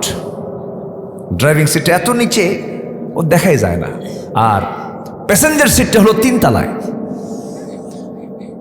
3 তলায় বউটাকে লাল লিপস্টিক লাগায় দিয়া, লাল একখান শাড়ি পরায় দিয়া, মাথার চুলটা ছেড়ে দিয়া হোন্ডায় তুলে। আবার ওইদিকে হোন্ডার আওয়াজগুলো কম এখন। তা আওয়াজ যদি না হয় মানুষ তো দেখতে পারবে না। হোন্ডার দোকানে গিয়ে বলে পাইপ খুলে দে। সিলিন্ডারটা খুললে পর ভটভট আওয়াজ হবে। বাস দিল একখান টান, এক টানে মহস্তানগর। জাতিকে দেখায় দিল জাতীয় সম্পদ নিয়ে যাচ্ছে, দেখ সব। বউকে জাতীয় সম্পদ? হ্যাঁ, এই নোংরা চরিত্রের কিছু পুরুষ আছে না নাই? আচ্ছা, এরা সমাজটাকে রোগী বানায় ফেলে। যুবকরা, যৌবন নষ্ট করবা না। তোমার সামনে বহু প্রস্তাব আসবে। আল্লাহ তাআলা নিজে বলছেন, ওই যুবককে আমি আরশ আজিমের ছায়ে জায়গা দেব। যে যুবক একটা নারীর সামনে দাঁড়াবে, নারী তাকে প্রস্তাব করবে, সে বলবে ইন্না আখাফুল্লাহ, আমি আল্লাহকে ভয় করি, আমি তাকে আরশ আজিমের ছায়ে জায়গা দিয়ে দেব। যেরকম সুবহানাল্লাহ। এটা কিন্তু সস্তা কোনো কাজ নয়। এটার জন্য রোজা রাখার মাঝে মাঝে চেষ্টা করবা। সোমবার, বৃহস্পতিবার রোজা রাখবা। শেষ রাত্রে একটু সেজদায় পড়ে কাঁদবা, কোরআনটাকে বুকে লালন করবা, একটু তেলাওয়াত করবা, দিলটা আল্লাহমুখী করে ফেলবা, দেখবা এর মধ্যে একটা অমৃত স্বাদ আছে। জোরে বলি আল্লাহু আকবার। নোংরামি করা যাবে না। বয়ফ্রেন্ড গার্লফ্রেন্ড এগুলো ইউরোপ আমেরিকার ভার্সন, এগুলো নোংরা, এগুলো জঘন্য কাজ। যুবকরা এগুলো মাথায় নিবা না। এক যুবক আরেক যুবককে প্রশ্ন করে, তোর কি গার্লফ্রেন্ড আছে রে? কে না, তো তুই তো মানুষই না। আসেন এরকম, আসেন আসেন। এগুলো করা যাবে না। সম্পর্ক গড়তে হবে এক নাম্বার কার সাথে? বিয়ের প্রয়োজন হবে, বিয়ে করে ফেলবা। নিজের চরিত্রকে কখনো নষ্ট করবা না, চরিত্রের কখনো দেউলিয়া হবে না, চরিত্রকে সমৃদ্ধ রাখবা। তোমার সন্তানাদি সব হবে আল্লাহওয়ালা। সুন্দর চরিত্র নিয়ে থাকবা। হাসরের দিন সবচেয়ে বেশি ওজন হবে হলো সুন্দর চরিত্রের। সুবহানাল্লাহ বলা যাবে না ভাই? সুন্দর চরিত্র নিয়ে থাকতে হবে। ইউসুফ আলাইহিস সালাতু ওয়াস সালামকে যখন জুলাইখা ঘরের মধ্যে তুলেছে, সুন্দরী নারী কিন্তু জুলাইখা ওয়ার্ল্ড ফেমাস নারী ছিল, ঘরের মধ্যে তুলে সব দরজা লক করে নীরব একটা পরিবেশে, কেউ নাই, পিন পতন নীরবতা। এমন সময় ইউসুফ আলাইহিস সালাম টের পেলেন যে সে আমাকে অ্যাটাক করে ফেলবে। জুলাইখা বারবার ইউসুফ আলাইহিস সালাতু ওয়াস সালামের দিকে চুলটা খোপা ছেড়ে দিয়া নিজের দেহের কাপড় চোপড়গুলো খুলে অর্ধলগ্ন হয়ে তার দিকে দেহটা ঝোঁকায়া ঝোঁকায়া বলছে, ইউসুফ একটা বার তাকাও আমার দিকে, আমি তোমার জন্য দিওয়ানা। ইউসুফ আলাইহিস সালাতু ওয়াস সালাম বলছেন, জুলাইখা তুমি আমাকে বারবার চেষ্টা করছো আমাকে আকৃষ্ট করার জন্য, কিন্তু আমি আল্লাহকে ভয় পাই, আমি আল্লাহকে মহব্বত করি। এবার জুলাইখা বলছে, তোমার চক্ষু কত সুন্দর টানা টানা। তিনি বলছেন, জুলাইখা এই চক্ষু যিনি বানিয়ে দিয়েছেন তার প্রশংসা করো। চোখের প্রশংসা করে কোনো লাভ নাই। চামড়াগুলো কত সুন্দর মসৃণ, চামড়ার প্রশংসা করো না, যিনি আমাকে বানিয়েছেন তার প্রশংসা করো। বারবার চেষ্টা করো, যখন ব্যর্থ হয়ে গেছে ইউসুফ আলাইহিস সালাম পিছন দিকে ব্যাক হতে হতে দেওয়ালে যখন পিঠটা টেকে গেছে, এবার চক্ষু বন্ধ করে কেঁদে কেঁদে তিনি একটা শেষ চেষ্টা করলেন, দৌড় মারলেন দরজার দিকে, একটা দৌড় মারলেন, দরজাগুলো তালাবদ্ধ দরজা। চেষ্টা করলেন, আল্লাহ রাব্বুল আলামিন নিজ কুদরতে সমস্ত দরজাগুলোর তালা পটপট করে খুলে দিলেন। জোরে বলুন সুবহানাল্লাহ। ওরে চিনেন, বক্তা বক্তার মাহফিলে থাকে, ও নিজে তো বক্তা, তো বলি আলহামদুলিল্লাহ। মাশাআল্লাহ, অস্ত শেষ হয়ে গেল আমার।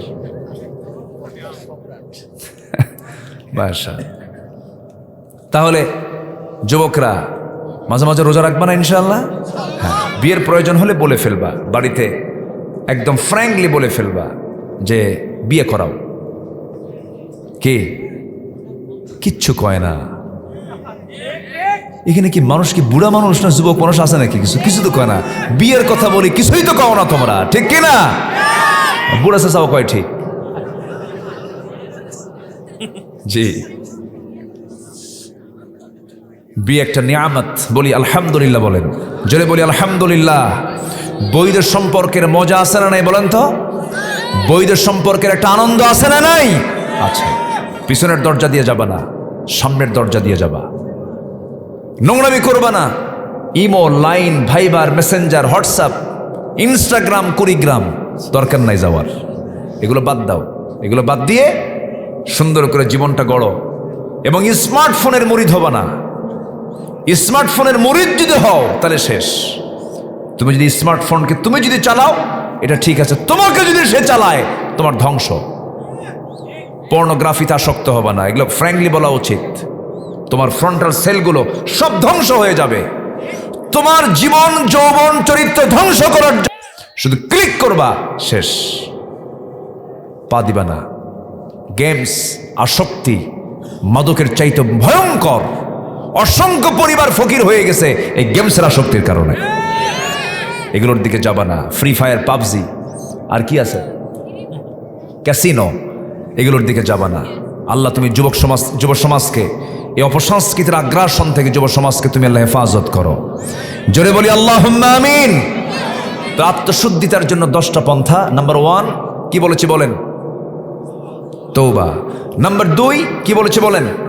নামাজ। নাম্বার 3 শুধু রমজান মাসের প্রত্যেক সপ্তাহের সোমবার বৃহস্পতিবার মাঝে মাঝে রোজা রাখলে আল্লাহ পাক সুস্থ রাখবেন, দিলও সুস্থ থাকবে, দেহ সুস্থ থাকবে। আল্লাহু আকবার বলেন। আমরা করবো এগুলো কাজ। নাম্বার 4 হলো আল্লাহর জিকির করা। আল্লাহর জিকির করলে কি হবে? আল্লাযীনা আমানু ওয়া তাতমাইন্নু কুলুবুহুম বিযিকরিল্লাহ আলা বিযিকরিল্লাহি তাতমাইন্নুল কুলুব। জোরে বলুন আল্লাহু আকবার। সূরাতুর রা'দ আয়াত নাম্বার 28 আল্লাহ রাব্বুল আলামিন বলেন, ঈমান যারা আনবে আল্লাহর স্মরণে তাদের অন্তর প্রশান্ত হয়ে যাবে, এবং এই অন্তর প্রশান্ত হৃদয় এটাই হবে একমাত্র প্রশান্তির জায়গা, মূল তৃপ্তির জায়গা। এই জন্য জিকির করব সর্বক্ষণ কার? আসতে বলবেন না কার? আল্লাহর। নাম্বার 5 হলো কোরআনের সঙ্গে সম্পর্ক বাড়াতে হবে। পৃথিবীর কোনো শক্তি নাই আপনাকে শয়তান থেকে বাঁচাতে পারে। শয়তান তো মারাত্মক একটা ভয়ঙ্কর শত্রু আমার আপনার জীবনে। শয়তানটা কেমন করে অ্যাটাক করে? সুম্মা লাআতিয়ান্নাহুম মিন বাইনি আইদিহিম ওয়া মিন খালফিহিম ওয়া আন আইমানিহিম ওয়া আন শামাইলিহিম ওয়া লা তাজিদু আকসারুহুম শাকিরিন। আমি তোমার বান্দাগুলোকে ডান থেকে বাম থেকে সামনে থেকে পিছন থেকে অ্যাটাক করব। আল্লাহ বলছেন, শয়তান তুই পারবি না। আমার পছন্দের যারা বান্দা তারা বলবে আউযু বিল্লাহি মিনাশ শাইতানির রাজিম। আশ্রয় চাই আমরা কার কাছে? কোরআন আপনাকে পাহারা দিয়ে দেবে। কোরআনের তেলাওয়াত, কোরআনের কিরাআত, কোরআনের দিরাসাত, কোরআনের তাদাব্বুর, সবগুলো হক যদি কোনো বান্দা আদায় করতে পারে, শয়তান ওই বান্দার কাছে আসতে পারে না। ফজর যখন হয়ে যায়, ফজরের ঠিক আগ মুহূর্তে শয়তান প্রত্যেক বান্দার কাছে চলে আসে, এসে বলে আলাইকা লাইলুন তাবিল, তোমার রাত বড় লম্বা, ঘুমাও ঘুমাও। তুমি ঘুমাও, চুলের মধ্যে হাত ঢুকায় দেয়, ঘুমাও, আজান শুনতে দেয় না। ওই সময় রাসূল বলেন ওই শয়তানের 3টা গিট সে মেরে চলে যায়। 3টা গিট যদি কোনো বান্দা ছোটাতে চাও, রাসূল আমলগুলো শেখায় দিলেন। আজান শোনার সঙ্গে সঙ্গেই তুমি বিছনা থেকে পিঠটা সরাইয়া ফেলো, 1 নম্বর গিট চলে যাবে। নাম্বার 2, সুন্দর করে ওযু বানাবে, নামাজের নিয়তে 2 নম্বর গিট চলে যাবে। নাম্বার 3 হলো শয়তান যে 3টা গিট মেরে চলে গেল, 3 নম্বর গিট চলে যাবে যখন তুমি নামাজের নিয়তে ওযু বানায় মসজিদের দিকে রওনা করে নামাজ শেষ করে ফেলবে। শয়তান 24 ঘন্টা পর্যন্ত শয়তান তোমার কাছে আসার সাহস পাবে না। জোরে কোন সুবহানাল্লাহ। তো শয়তান কোন সময় আসে বলেন তো? ফজরের একটু আগে। আর ওই টাইমটা হচ্ছে সবচেয়ে গোল্ডেন টাইম। ফিসসামা ইদ্দুনিয়া, আল্লাহ তাআলা দুনিয়ার আকাশে আসেন। সুবহানাল্লাহ বলবেন না? আল্লাহ বেশি আসেন না আমরা বেশি যাই? বলেন বলেন বলেন। আল্লাহ কত আকাশের উপরে? বলেন 7 আকাশের উপরে। সেই 7 আকাশ থেকে প্রথম আকাশে আসেন, তাহলে আল্লাহ বেশি আসেন। সুবহানাল্লাহ বলেন। আমরা দুনিয়াতে থাকি, আল্লাহ আমাকে মাফ করার জন্য আল্লাহ নিজে চলে আসেন প্রথম আকাশে। ফিসসামা ইদ্দুনিয়া আলা মিন মুস্তাগফিরিন ফাগফির লাহ। আল্লাহু আকবার বলেন। আল্লাহ আমাকে মাফ করার জন্য প্রস্তুত নিয়ে থাকেন। তুই আমার কাছে চাবি, তোর চাইতে দেরি, আমার দিতে দেরি নেই। কিন্তু আমরা তো বেহায়া, আমরা চাই না, আমাদের মধ্যে শরম নাই। আল্লাহ এত নিয়ামতে ধন্য করেছেন আমাকে আপনাকে। প্রত্যেকটা শ্বাস প্রশ্বাসে আল্লাহর দেওয়া। অক্সিজেন বন্ধ হলে 2 মিনিট থাকবো কেউ? অক্সিজেনটা কার দেওয়া? আল্লাহর দেওয়া। অতএব শ্বাস প্রশ্বাস যিনি আমাকে দিয়েছেন তার নামই তো শ্বাস প্রশ্বাসে থাকা উচিত। এটাই তো উচিত ছিল, কিন্তু বান্দা আল্লাহর নাম মনেই রাখে না। সম্মানিত ভাইয়েরা, আল্লাহ তাআলা দুনিয়ার আকাশে আসেন। আকাশটা কত বড়, কত দূর দিগন্ত। একটু একটা তথ্য দেই। আমরা যেখানে বসে আছি, এখান থেকে আকাশ কি ছুঁতে পেরেছে এমন কোনো মানুষ পৃথিবীতে কেউ আসছে এখনো? কেউ কি আকাশ ছুঁতে পেরেছে? একজন মানুষ শুধু আকাশকে ক্রস করে চলে গেছেন, তিনি হচ্ছেন মুহাম্মদ সাল্লাল্লাহু আলাইহি ওয়াসাল্লাম। তাও কি পৃথিবীর কোনো যানবাহন দিয়ে? আল্লাহ স্পেশাল ফ্লাইট পাঠিয়ে দিয়েছেন, এই জন্য তিনি যেতে পেরেছেন। কিন্তু এছাড়া মানুষ গেছে হলো চাঁদে। মানুষ কোথায় গেছে? চাঁদে। মানুষ গেছে হলো মঙ্গল গ্রহে। এ পর্যন্তই শেষ। এখন মানুষ যদি বলে চাঁদ দেখলাম, সূর্যের কাছে তো যাওয়া সম্ভব না। সূর্যের আভ্যন্তরীণ তাপমাত্রা হলো 15 লক্ষ ডিগ্রি সেলসিয়াস। সূর্যের আভ্যন্তরীণ তাপমাত্রা, মানুষের তো যাওয়া সম্ভব না সেখানে। আচ্ছা, এখন যদি মানুষ চিন্তা করে একটু চাঁদ দেখলাম, মঙ্গল গ্রহ দেখলাম, একটু তারার দেশে যাব। তারাগুলো কি ছোট না বড়? সূর্য থেকেও বড়। তারকাগুলো এত বড়, কিছু তারার আলো পৃথিবীতে আসেই নাই এখনো, এত দূরে আছে। পৃথিবীর সবচেয়ে নিকটবর্তী তারকা হচ্ছে প্রক্সিমা সেন্ট্রাই। প্রক্সিমা সেন্ট্রাই নামক তারকার দেশে যদি কেউ যেতে চায়, বিজ্ঞান বলছে নভোযান লাগবে হচ্ছে, নভোযান ছাড়া সম্ভব না, পৃথিবীর কোনো কপ্টার বিমান দিয়ে সম্ভব না, লাগবে হচ্ছে নভোযান। তো নভোযানের মধ্যে লেটেস্ট নভোযান হচ্ছে অ্যাপোলো 11, যার ঘন্টার গতি হলো 39,000 কিলোমিটার। এই গতিতে, এই ঘন্টার গতিতে কেউ যদি ওই নভোযানে চড়ে যদি রওনা দেয়, ওই তারকার পৃথিবীর সবচেয়ে নিকটবর্তী যে তারকা, সেই তারকার দেশে যেতে সময় লাগবে হলো 1,15,000 বছর মাত্র। যাবেন কারা কারা? হাত তোলেন। সম্ভব? সম্ভব? আর আল্লাহ বলছেন, বান্দা তোকে মাফ করার জন্য আমি দুনিয়ার আকাশে চলে আসি প্রত্যেক রাত্রিতে। কেউ সুবহানাল্লাহ বললেন না তো? তাহলে শেষ রাত্রে আমাদের একটু সেজদা দেওয়ার দরকার আছে কি বলেন তো? স্পেশাল টাইম শেষ রাত। ইমানদারের জন্য 6টা ওয়াক্ত নামাজ। যারা বিশেষ ইমানদার, কয় ওয়াক্ত নামাজ? 6 ওয়াক্ত। 5 ওয়াক্ত নামাজ, আরেকটা হচ্ছে তাহাজ্জুদের সময়, যে সময় আল্লাহ তাআলা কোন আকাশে আসেন? দুনিয়ার আকাশে আসেন। আমরা চাইবো কার কাছে? আল্লাহর কাছে। আমাদের নফস শুদ্ধ হয়ে যাবে, আত্মশুদ্ধিতার পন্থা এগুলো। আমরা কোরআনের সঙ্গে সম্পর্ক বাড়াবো। আল্লাহ কবুল করুন, জোরে বলি আমিন। আপনার এই যে কথাগুলো না, শুধু আপনি শুনছেন না, কিন্তু এই কথাগুলো প্রযুক্তির মধ্য দিয়ে লক্ষ নয় কোটি কোটি মানুষের কাছে এই আলোচনাগুলো সাপ্লাই হয়ে যাচ্ছে, চলে যাচ্ছে। তো একটু থাকেন, আমি কি দোয়া করে দেব? আলোচনা চালাবো? আচ্ছা। নাম্বার 6 হলো সেজদায় বেশি বেশি কাঁদবো আমরা। কিসে কাঁদবো বলেন? কান্নাকাটি করার জায়গা কোথায়? মানুষ মরলে মানুষ কান্দে, আছে না? মেয়েরা বেশি কম কান্দে না বেশি কান্দে? হ্যাঁ, মাতম করে, এটা হারাম। ও বাবা রে, আছে না? এরকম আছে না? ঠিক না, এটা হারাম, এটা ঠিক না। আল্লাহ তাআলা নারাজ হয়ে যান, আল্লাহ তাআলা অখুশি হয়ে যান। আমরা সেজদায় কাঁদবো আমরা বেশি করে। আল্লাহ রাব্বুল আলামিন বলেন, ইয়াখিরুনা লিল আযকানি ইয়াবকুন ওয়া ইয়াজিদুহুম খুশুআ। আল্লাহ রাব্বুল আলামিন বলছেন, আমার পছন্দের যারা বান্দা তারা কাঁদতে কাঁদতে লুটিয়ে পড়বে এবং তাদের মধ্যে বিনয় ভাবটা বেড়ে যাবে, চোখের পানি ফেলে ফেলে সে বেকরার হয়ে যাবে। আল্লাহ তুমি আমাকে মাফ করো, ইন্নাকা আফুউন কারীম তুহিব্বুল আফওয়া ফাআফু আন্না। এরকম করে করে ডুকরে ডুকরে কাঁদবে, আল্লাহর কাছে কাঁদবে যারা, যারা চোখের পানি যত বেশি হবে, যার দিলটা যত নরম হবে আল্লাহর জন্য, আল্লাহ তার জন্য তত নরম হবেন। জোরে বলি সুবহানাল্লাহ। নাম্বার 7 হলো নফসকে শুদ্ধ করার জন্য হালাল রিজিক উপার্জন করতে হবে। কুলু মিনাত তাইয়্যিবাতি ওয়া'মালু সালিহান ইন্নী বিমা তা'মালুনা আলীম। নাম্বার 8 হলো মিথ্যাচার এবং গীবতকে বর্জন করতে হবে। ওয়ালা তাজাসসু ওয়ালা ইয়াগতাব বা'দুকুম বা'দা আইয়ুহিব্বু আহাদুকুম আন ইয়াকুলা লাহমা আখিহি মাইতান ফাকারিহতুমুহ। জোরে বলুন আল্লাহু আকবার। গীবত করবা না, মিথ্যাচার করবা না। 16 বছর আমরা যে চিত্র দেখেছি 2024 পর্যন্ত, 8 থেকে নিয়ে এই 16 বছর একটা মহিলা যে পরিমাণ মিথ্যা বলেছে, শয়তান মনে হয় এত মিথ্যা কথা কয় নাই। ঠিক কিনা বলেন? এত মিথ্যা কথা বলেছে, আলেমদের বিরুদ্ধে কত নেগেটিভিটি ছড়িয়ে দেওয়ার জন্য অনেক অপচেষ্টা করেছে, কিন্তু মিথ্যা মানুষকে ধ্বংসের দিকে ঠেলে দেয়। যাকে নিয়ে মিথ্যা কথা বলেছে সেই ব্যক্তি 25 বছর আগে বলেছিলেন গাছের গোড়ায় নাড়া দেব, মামু বাড়ি দিল্লি গিয়ে পড়বা। কোথায় গিয়ে পড়ছে? আরও কি সিটি ছিল না, আরও কি শহর ছিল না? পাশেতে কলকাতা ছিল, কলকাতায় যায় নাই। তারপরে কি বলে শ্রীলঙ্কা পড়ে নাই, নেপাল পড়ে নাই, ভুটান পড়ে নাই, আসামের গুয়াহাটি পড়ে নাই, ত্রিপুরার আগরতলা পড়ে নাই, তারপরে কি বলে ওই যে কি বলে রাজস্থান পড়ে নাই, ইউপিতে পড়ে নাই, বোনের বাড়ি লন্ডনে পড়ে নাই, বিয়ে বাড়ি আমেরিকা পড়ে নাই, সোজা গিয়ে পড়ছে মামা বাড়ি দিল্লি গিয়ে পড়ছে। কেন জানেন? 25 বছর আগে আল্লামা সাঈদীর মুখ থেকে আল্লাহ পাক এটা বের করে দিয়েছিলেন। আল্লাহ ওলিদের কথাগুলো আল্লাহ পাক বাস্তবে রূপ দিয়ে দেন।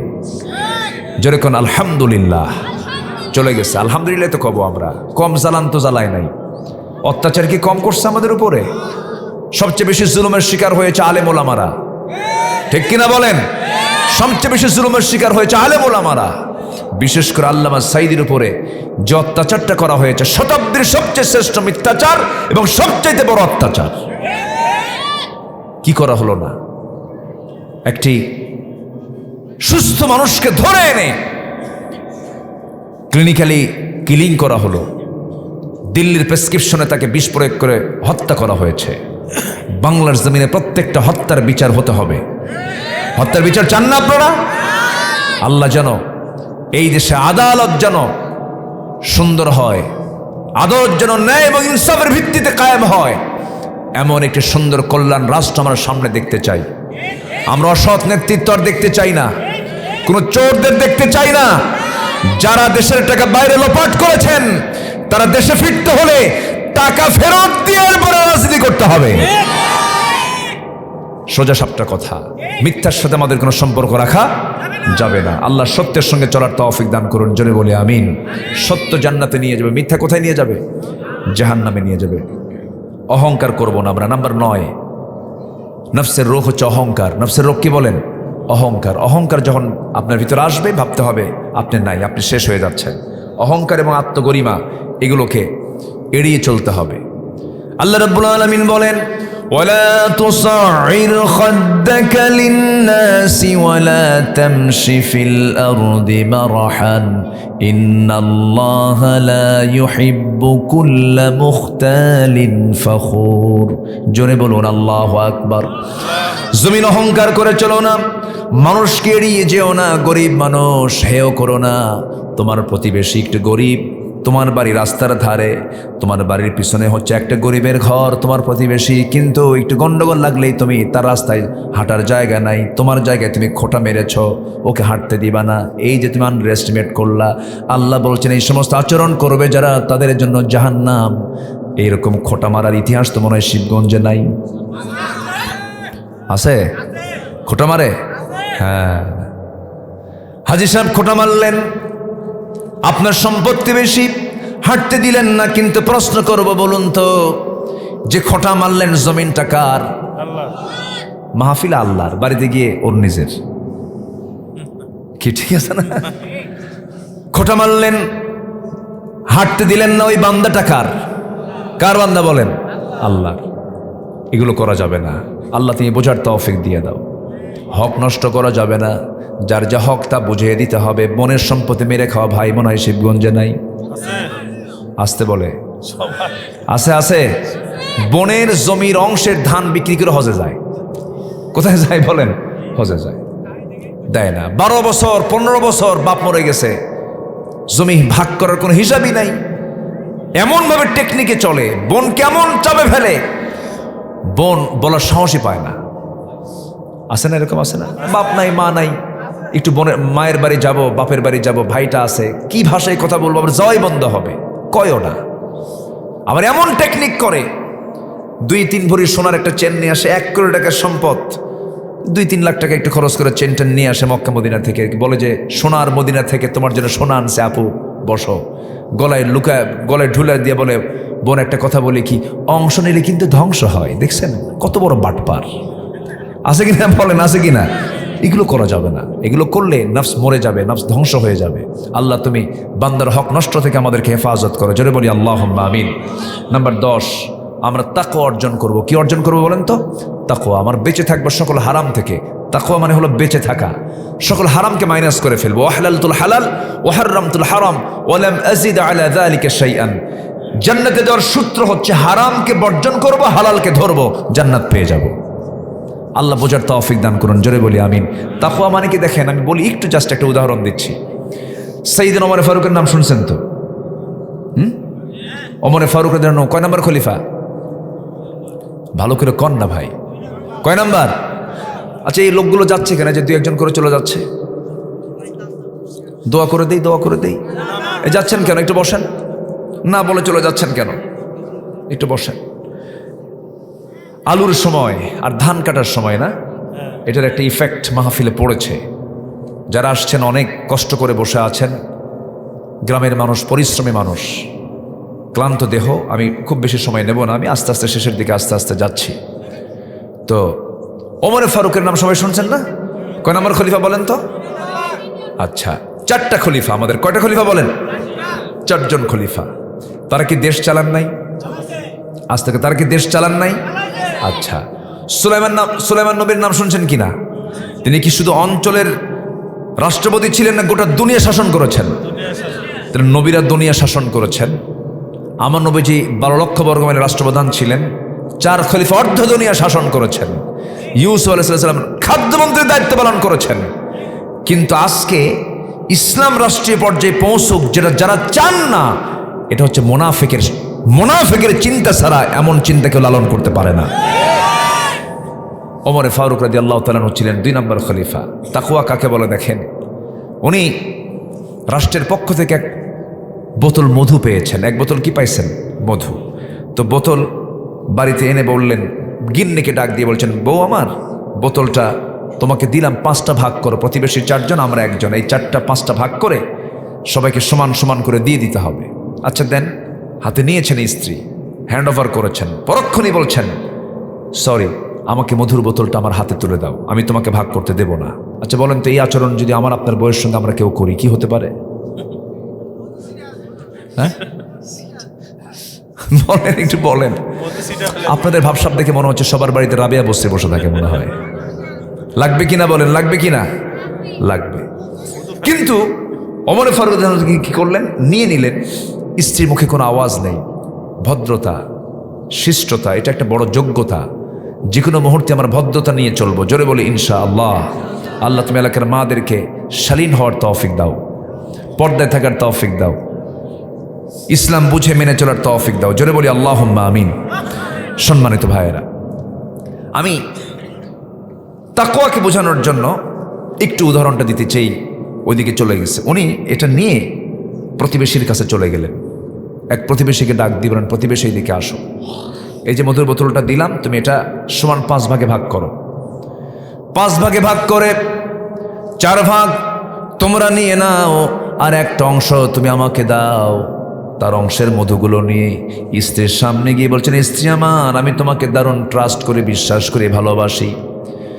একটাবার আমি তোমাকে অবিশ্বাস করি নাই, কিন্তু তোমাকে মধুভাগের দায়িত্ব প্রথমে দিতে চেয়েছিলাম, কিন্তু ভাবলাম তোমাকে দেব না। এর কারণটা হলো, মধু হলো তরল জিনিস। এই মধু ভাগ করতে নিয়ে সমান সমান তুমি হয়তো করতে পারবে, কিন্তু হাত দিয়ে যখন তুমি এটাকে ভাগ করতে যাবে, তোমার হাতে 2 ফোঁটা হোক, 3 ফোঁটা হোক, 1 ফোঁটা হোক, মধু আমাদের অংশে বেশি চলে আসবে। এতটুকু অংশ আমাদের বেশি আসুক, এটা চাই নাই মনে করে মধুভাগের দায়িত্ব আমি অন্যের কাঁধে চাপায়া দিয়েছি। জোরে কোন সুবহানাল্লাহ। এটার নাম তাকওয়া। এটার নাম কি বলেন? তাকওয়া। হক কখনো নষ্ট করা যাবে না। আল্লাহর ভয়টা সর্বক্ষণ দিনের হৃদয়ে লালন থাকতে হবে। ওমর ফারুকের ইতিহাসগুলো এত সমৃদ্ধ ইতিহাস, ওমর ফারুকের জীবনগুলো এত সমৃদ্ধ জীবন, তার অনুসরণীয় জীবনগুলো অনেক লম্বা লম্বা কথা। আমার বন্ধু ওমর ফারুক একদিন ঘোড়া কিনতে গেছেন। কি কিনতে গেছেন বলেন? ঘোড়া কিনতে গেছেন। ঘোড়া কিনতে গিয়ে দামাদামি করে ঘোড়াও কিনেছেন, টাকাও দিয়ে ফেলেছেন, ঘোড়ায় চড়েছেন। কয়েক মাইল যেতে না যেতেই ঘোড়ার 4টা পকেজো হয়ে ঘোড়া বসে গেছে। রেগে গেছেন ওমর ফারুক, গিয়ে বলছেন, ঘোড়াওয়ালা কি ঘোড়া দিলা? ঘোড়া তো বসে গেছে, 4 পকেজো, টাকা দাও, ঘোড়া নেব না। ঘোড়া বিক্রেতা বলছে, আমিরুল মুমিনিন, আল্লাহর কসম করে বলছে, আমি আপনাকে সুস্থ ঘোড়া দিয়েছি, আপনার মালিকানায় যাওয়ার পর ঘোড়া অসুস্থ হয়ে পড়েছে। উনি বলছেন, না আমি নেব না, টাকা দাও। কি ঠিক আছে, আপনিও ঠিক আমিও ঠিক, চলেন আদালত, এটার বিচার হবে। একজন সামান্য ঘোড়া বিক্রেতা আদালত দেখায় দিচ্ছে। ওমর ফারুক মুস্কি হাসি মেরে বলছে, চলো আদালতে যাই। সুবহানাল্লাহ বলবেন না? আইন সবার জন্য, বলেন, আইন সবার জন্য সমান। আদালতে চলে গেছেন। আদালতের বিচারপতি কাজী সুরাই আল হারিস আল কিন্দি রাহমাতুল্লাহ আলাইহি, তিনি চেয়ারে বসা আছেন। ওমর ফারুককে দেখে লাফ মেরে দাঁড়ায় গেছেন। দাঁড়ায় গিয়ে বলছেন, আমিরুল মুমিনিন, আপনি এই জায়গায় কেন? কি হয়েছে আপনার? তিনি বলছেন, তুমি তোমার চেয়ারে থাকো, আইন সবার জন্য সমান। এই ঘোড়া বিক্রেতা আমার নামে মামলা দিয়েছে, তুমি শোনো, দেখো তো কি রায় চলে আসে। সম্পূর্ণ দুজনের কথাগুলো শুনলেন বিচারপতি। কাজী শুনলেন। সব কথা শোনার পরে এবার কাজী বিচারের রায় দিতে নিয়ে বলছেন, আমিরুল মুমিনিন, আপনি আমারও আমির, আপনি আমারও খলিফা, ওরও খলিফা, আমি আপনাকে সম্মান করি, আমি আপনাকে মর্যাদা দেই, কিন্তু আজকের বিচারের রায় আপনার বিরুদ্ধে চলে যাবে। আমি আপনার পক্ষে রায় দিতে পারলাম না, কারণ ইয়াদিলু হুয়া আকরাবু লিত্তাকওয়া, সঠিক ইতিদাল করতে হবে, এটাই হচ্ছে তাকওয়া। আমি আপনার পক্ষে রায় দেবো কেমনে? কারণ আপনি আমার সামনে কথা বলছেন, আমি আপনার সঙ্গে কথা বলছি। দুজন কথা বলে বাড়িতে নিরাপদে সুস্থ অবস্থায় ফিরতে পারবো, তার কোনো গ্যারান্টি আছে নাকি? না, তার কোনো গ্যারান্টি নাই। এখন আপনি ঘোড়া কিনেছেন, সুস্থ ঘোড়া আপনাকে বুঝে দিয়েছে, টাকা দিয়েছেন, লেনদেন ক্লিয়ার হয়ে গেছে। আপনার মালিকের আসার পরে ঘোড়া মরে গেল না অসুস্থ হলো, এটা বিক্রেতা কখনো দেখবে না। অতএব এই অকেজ ঘোড়াটা নিয়ে আপনাকে বাড়িতে যেতে হবে। ওমরে ফারুক মুস্কি হাসি মেরে একটা কথাও বললেন না, বাড়িতে ফিরে গেলেন। পরের দিন সমস্ত মজলিসের সদস্যদেরকে ডাক দিয়ে বললেন, গতকালকে একজন বিচারপতি পাইছি, খুব সাহসী বিচারপতি, আমার বিরুদ্ধে রায় দেয়, কোনো কথা নাই, তাকে ওই আঞ্চলিক বিচারপতি না বানায় তাকে চিফ জাস্টিস, প্রধান বিচারপতি বানায় দাও। আল্লাহু আকবার বলেন। ইয়াদিলু হুয়া আকরাবু লিত্তাকওয়া। এজন্য আমরা প্রত্যেকটা জায়গায় আমরা তাকওয়া অর্জন করার চেষ্টা করব। আল্লাহ রাব্বুল আলামিন সেই তৌফিক সবাইকে দান করুন।